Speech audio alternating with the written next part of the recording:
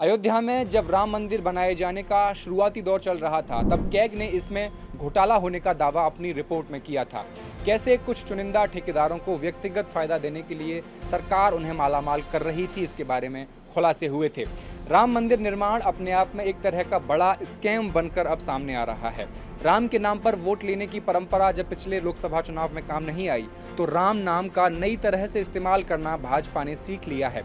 आपके शहर के बाहर जब एक नया पेट्रोल पंप खुलता है, तो उसकी आसपास की जमीन के रेट 4-5 गुने तक बढ़ जाते हैं।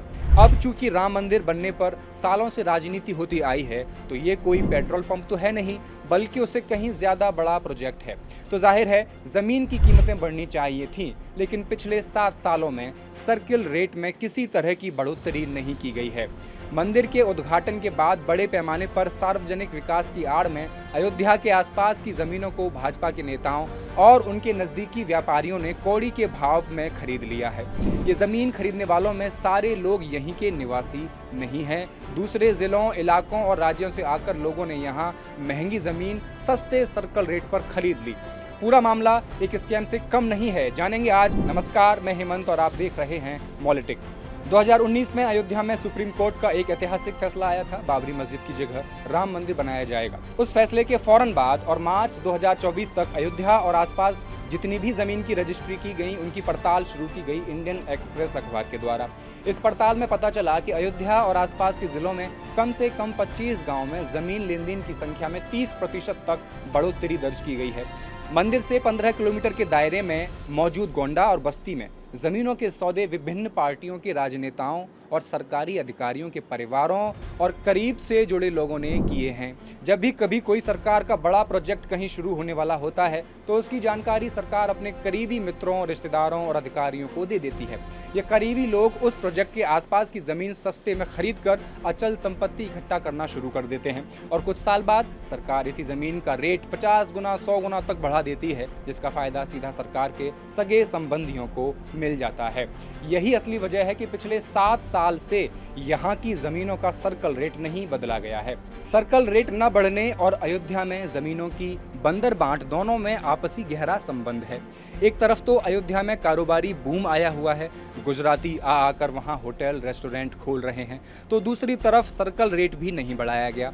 सर्कल रेट दरअसल जिला प्रशासन द्वारा उसके अधिकार क्षेत्र में जितनी जमीन आती है, उसके दाम का एक आकलन है, जिसके बेसिस पर जमीन खरीदने और बेचने पर स्टाम्प फी लगाई जाती है। यानी जमीन की रजिस्ट्री सर्कल रेट के ही आधार पर की जाती है। जिला मजिस्ट्रेट हर साल सर्कल रेट पर विचार करके एक नया रेट जारी करता है। जब राम मंदिर के लिए जमीन अधिग्रहण की गई, तब भी जानकर सर्कल रेट नहीं बढ़ाया गया था। अयोध्या जिले के कुछ किसानों ने कोर्ट में याचिका भी दायर की कि सर्कल रेट कम होने के कारण उन्हें जमीन का मुआवजा कम मिल रहा है। सर्कल रेट न बढ़ने से 2 फायदे हुए। एक, किसान को मुआवजा कम देना पड़ा, दूसरा, अपने सगे संबंधियों को जमीन सस्ते में मिल गई। यूपी सरकार ने 18 मई 2022 को हाईकोर्ट में दिए गए हलफनामे में कहा कि अयोध्या में सर्कल रेट 2017 से नहीं बढ़ा है। उत्तर प्रदेश के आईजी रूपेश कुमार ने इंडियन एक्सप्रेस को बताया कि 2022 और 23 में अयोध्या में सर्कल रेट को संशोधित करने का प्रस्ताव किया गया था, लेकिन सरकार ने उसकी परमिशन नहीं दी। नेताओं और अफसरों के अलावा तमाम बड़े उद्योगपतियों ने भी अयोध्या में औने पौने दामों पर जमीन खरीदी है। अडानी समूह की कंपनी है होम क्वेस्ट इंफ्रास्पेस, जिसने नवंबर और दिसंबर 2023 के बीच मंदिर परिसर से लगभग 6 किलोमीटर दूर मांझा जमथरा में 1.5 हेक्टेयर के आसपास कृषि भूमि खरीदी है। लोढ़ा परिवार से जुड़े HOABL मुंबई रियल एस्टेट समूह ने भी लगभग 105 करोड़ रुपए की जमीन मंदिर से लगभग 12 किलोमीटर दूर तिहुरा मांझा में खरीदी है। HOABL के मालिक अभिनंदन मंगल प्रभात लोढ़ा हैं, जो महाराष्ट्र के मंत्री मंगल प्रभात लोढ़ा के बेटे और दिवंगत गुमानमल लोढ़ा के पोते हैं। गुमानमल लोढ़ा गुवाहाटी हाईकोर्ट के पूर्व चीफ जस्टिस और भाजपा सांसद रहे हैं। गुमानमल लोढ़ा 1980 के दशक के अंत में राम मंदिर आंदोलन में सबसे आगे थे। इन बड़े उद्योगपति के अलावा Galgotia hotel and resort Delhi, innovators digital ads, Swarthiya developers Karnataka, Ramkulam regency LLP, Shri Ramrajyam aspire Noida, Triveni trust NCR, ABMM Maheshwari foundation Maharashtra, Awadh city developers, Jakhodia mineral private limited, Awadh enterprises और अयोध्या सरयू इंफ्रा LLP के नाम भी शामिल हैं। अब इसी बीच अखिलेश यादव ने ट्वीट के जरिए इस पूरे घोटाले की जांच की मांग करते हुए सरकार पर गंभीर आरोप लगाते हुए कहा, जैसे जैसे अयोध्या की जमीन के सौदों का भंडाफोड़ हो रहा है, उससे ये सच सामने आ रहा है कि भाजपा राज में अयोध्या के बाहर के लोगों ने मुनाफा कमाने के लिए बड़े स्तर पर जमीन की खरीद फरोख्त की है। भाजपा सरकार द्वारा पिछले 7 सालों से सर्कल रेट न बढ़ाना स्थानीय लोगों के खिलाफ एक आर्थिक षड्यंत्र है। इसकी वजह से अरबों रुपए के भूमि घोटाले हुए हैं। यहाँ आस्थावानों ने नहीं बल्कि भू माफियाओं ने जमीनें खरीदी हैं। यादव ने आगे कहा, इन सबसे अयोध्या, फैजाबाद और आसपास के क्षेत्र में रहने वालों को कोई भी लाभ नहीं मिला। गरीबों और किसानों से औने पौने दाम पर जमीन लेना एक तरह से जमीन हड़पना है।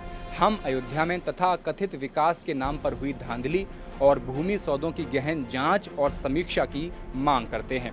जमीन खरीदने वालों की लिस्ट में कई और भी नाम ऐसे हैं जो भाजपा के नेता हैं या बड़े IPS IAS अधिकारियों के करीबी हैं। सरकारी अधिकारी खुद के नाम पे तो कभी कुछ खरीद नहीं सकते। कोई अपनी मां के नाम पर खरीदता है तो कोई अपनी पत्नी के नाम पर।